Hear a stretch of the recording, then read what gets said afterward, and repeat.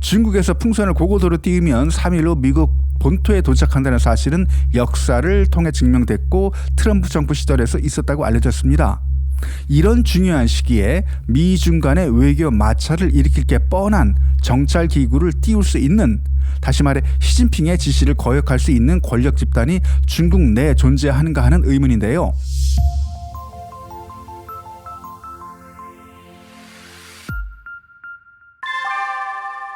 지난 주말부터 미 중국 간 이슈 중심에 있었던 이 정찰 풍선, 결국 미 공군 F-22 전투기에서 발사된 A9X 사이드와인더 미사일에 격추되었는데요. 가장 높은 고도에서 발사된 공대공 미사일이 격추된 비행 물체로 기록됩니다. 오늘은 이 정찰 풍선의 뒷이야기하고 80년 전 미 본토 폭격에 사용되었던 공격용 풍선 이야기입니다. 미국에서는 스파이 발론, 중국에서는 유랑 기구로 부르는데요. 저는 편의상 정찰 풍선으로 부르겠습니다. 최초로 정찰 풍선이 민간에 의해 발견된 곳은 미 북서부 몬타나주 상공이었습니다. 몬타나주에는 미 공군의 맘스톰 에어베이스가 있습니다. 이것은 미국 국내에서도 손꼽을 정도로 아주 중요한 1급 군사 기지입니다. 여기에는 미국의 전략 핵미사일인 미니트맨 3 ICBM 150여 기가 분산 배치되어 있는 미국의 핵심 군사시설로 이곳 상공을 중국이 띄운 정찰 풍선이 지나간 겁니다. 언론 보도를 보면 이번 정찰 풍선의 크기가 대형 버스 3대를 합친 사이즈라고 하는데요. 사실 이 정찰 풍선의 존재는 지난 1월 31일 이미 바이든 대통령에게 보고되었지만 미 군부의 제안을 받아들인 바이든 대통령은 정찰 풍선에 대한 격추 명령을 내리지 않고 무시하는 태도를 보였습니다. 미 군부가 이렇게 격추하지 말자고 바이든에게 건의한 이유는 먼저 정찰 풍선의 비행 고도가 20km 이상의 고고도 상공이기 때문에 민간 항공기나 군용기 운영에 위협이 되지 않았고, 중국의 저궤도 위성이 오랜 시간 미국에 대한 스파이 활동을 하는 상황이라 정찰 풍선의 역할은 제한적이고 미국 안보에 큰 위협이 되지 못할 걸로 미 군부는 판단했을 거라 보고 있습니다. 미 군부는 표면적으로 이렇게 정찰 풍선의 위협을 무시하는 태도를 취했지만 풍선이 지나가는 항로 인근에 있는 미군 기지에서는 풍선이 지나갈 때 기지를 폐쇄하거나 훈련을 잠시 중단했던 것으로 알려졌습니다. 또 다른 이유는 격추시킬 경우 지상에 인명피해가 발생할 가능성 때문이었다고 하는데요. 이 부분은 사실 이해가 좀 안 됩니다. 아시는 대로 미국의 몬타나주는 우리 대한민국의 거의 4배에 달하는 38만 평방킬로미터의 인구는 100만 명에 불과한 미국에서도 인구 밀도가 특히 낮은 주입니다. 100만 명의 인구도 대부분 몬타나주 중요 4개 도시 정도에 집중돼 있어서 격추할 경우 지상 피해가 발생할 수 있다는 우려는 애초부터 성립이 안 되는 이유였습니다. 미국 언론들은 바이든 행정부가 정찰기구를 초기에 격추하지 않았던 가장 중요한 이유 중 하나가 중국의 보복을 우려했기 때문이라고 보고 있습니다. 현재 남중국해와 대만 해협 그리고 우리 서해안에서 정찰 활동을 벌이고 있는 미국의 정찰 자산들에 대한 중국의 보복 공격 가능성을 고려했기 때문이라고 보는 건데요. 처음부터 정찰기구의 존재와 항로를 추적해오던 미 군부는 최대한 언론의 노출을 줄이면서 조용히 지나가기를 바랬지만 2월 2일 몬타나주 빌링스시의 지역 언론에서 정찰기구에 대한 보도가 나온 후부터 공화당을 비롯한 미국 내 부정적인 여론에 떠밀려 바이든 행정부는 어쩔 수 없이 행동에 나서 격추시켰다고 보고 있습니다. 외국으로부터 미국 본토가 여기서 진주만 공습은 본토가 아니니까 제외하고요. 공격받은 경우는 미국 역사에 딱 한 번 있었습니다. 그 당시 미 본토를 공격하는 데 사용되었던 무기도 이번 중국의 정찰 풍선과 비슷한 대형 풍선이었습니다. 80년 전 일입니다.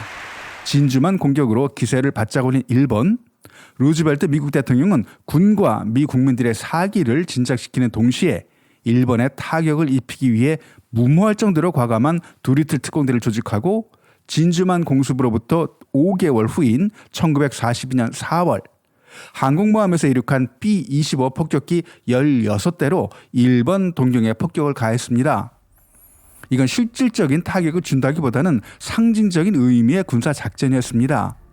실제로 B-25 폭격기 공습이 일본에 큰 피해를 주지는 못했지만 생각지도 못한 미군의 공습에 당시 일본 대본영은 당황했고 미국에 반격하는 방안을 연구하게 됩니다.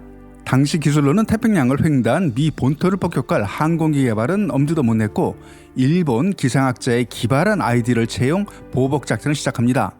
일본 기상학자들은 지구 북반구의 상층 대기에서는 서쪽에서 동쪽으로 강력한 바람이 지속해서 분다는 사실에 착안 이 기류를 이용하면 미 본토에 폭탄을 떨어뜨릴 수 있다는 결론을 내립니다. 일본 기상학자들의 이런 제안에 일본군은 폭탄을 적재한 대형 풍선이 태평양을 넘어 미 본토에 도착하는 시간, 적절한 고도 유지를 위한 모래주머니의 숫자, 그리고 타격을 입히기 위한 폭탄의 크기 등을 계산 1944년 11월 3일부터 폭탄 풍선을 일본 본토에서 띄우기 시작했고 기록에 따르면 3일 후 캘리포니아 해변에서 폭탄 풍선의 존재가 관측되기 시작했습니다. 5개월간 일본은 약 9,500개가 넘는 폭탄 풍선을 제트기를 위해 띄워보냈고 실제로 1,000여 개 이상의 폭탄 풍선이 태평양을 건너 미국 영공에 출현하게 되는데 대부분의 폭탄은 워싱턴주, 몬태나, 오레건 등 미 북서부에서 주로 발견됐지만 일부는 미 동부 미시간주까지 날아갔습니다. 1944년 겨울부터 1945년 여름까지 총 285건의 폭탄 풍선 관련 신고가 있었지만 당시 미국 정부는 미 국민들의 동요를 우려해서 언론 보도를 통제하면서 2차 대전이 끝날 때까지 일본이 보낸 폭탄 풍선의 존재를 미 국민들에게 알리지 않았습니다. 일본도 폭탄 풍선으로 피해를 보았다는 보도가 미국 언론에서 나오지 않자 이 작전은 실패했다고 판단 1945년 4월 작전을 중단합니다. 하지만 1945년 5월 오레건주에 떨어진 폭탄 풍선을 민간인들이 호기심에 다루는 과정에서 아동 5, 성인 1명 등 총 6명이 폭발로 사망하는 사고가 발생하게 되고 그 후 사태의 심각성을 인식한 미국 정부는 폭탄 풍선의 존재를 인정합니다.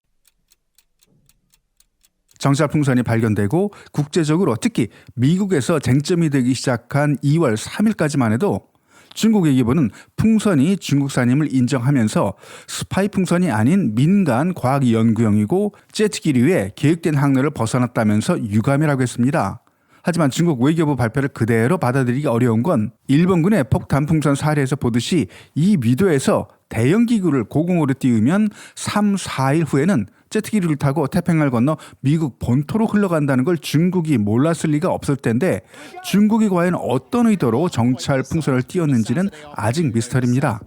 미국 동부 시간으로 2월 4일 오후 2시 미 본토를 가로질러서 대서양으로 들어간 중국의 정찰 풍선은 F-22 스텔스 전투기에서 발사된 미사일이 격추됐고 이에 중국의 외교부는 기존의 유화적인 태도를 버리고 강경 입장으로 선회해 자국의 민간 항공 설비에 대한 미국의 파괴적인 행동은 국제 관리에 어긋난다고 비난 성명을 발표했습니다. 그다음 당연한 수순으로 중국의 애국 샤오펑홍들 평화적인 민간 과학 열기구 격추에 세계 최강이라는 F-22를 동원해서 미사일로 격추하는 미국의 호전성은 비판받아야 한다고 여론전을 벌이고 있습니다. 오늘 정찰 풍선 잔해물 일부를 수거한 미 해안경비대 사진이 SNS에 올라왔습니다. 시간이 지나면 미국 정부는 본격적으로 잔해물을 수집해서 정찰 풍선의 용도와 수집된 정보가 어떤 것이 있는지 조사하겠죠. 그리고 정찰 풍선이 어떤 용도로 사용되었는지 알게 될 겁니다. 하지만 진실이 어떠하든지 간에 미국은 스파이 풍선으로 중국은 관측 장비라고 주장할 겁니다. 하지만 정찰 풍선을 제작하는 데에 사용되었던 부품들, 중국산 부품이라고 하면 부품을 제작한 중국 기업들은 미국의 무역 제재를 받을 것이고 이 반도체나 다른 국가에서 생산된 부품들이라면 미국은 아마 국제적인 협조를 해당국에 요구하겠죠. 또 하나 아주 흥미로운 시각이 있습니다. 이번 풍선 사건이 터지면서 작년 바이든과 시진핑의 양국 정상회담에서 계획되었던 블링컨 미 국무장관의 중국 방문이 무기한 연기됩니다. 이런 중요한 시기에 미중 간의 외교 마찰을 일으킬 게 뻔한 정찰 기구를 띄울 수 있는, 다시 말해 시진핑의 지시를 거역할 수 있는 권력 집단이 중국 내에 존재하는가 하는 의문인데요. 정찰 위성은 중국의 군에서 운영하기 때문에 시진핑의 군에 대한 장악력에 의문을 가지는 관점과 미국과의 화해 분위기에 저항하는 중국 군부의 반발로 나온 촌극으로 보는 관점도 있었습니다. 오늘 영상은 여기까지. 영상이 유익했다면 구독과 알람 설정 부탁드립니다. 댓글은 영상을 만드는데 정말 큰 도움이 됩니다. 감사합니다. 다음 영상에서 뵙겠습니다.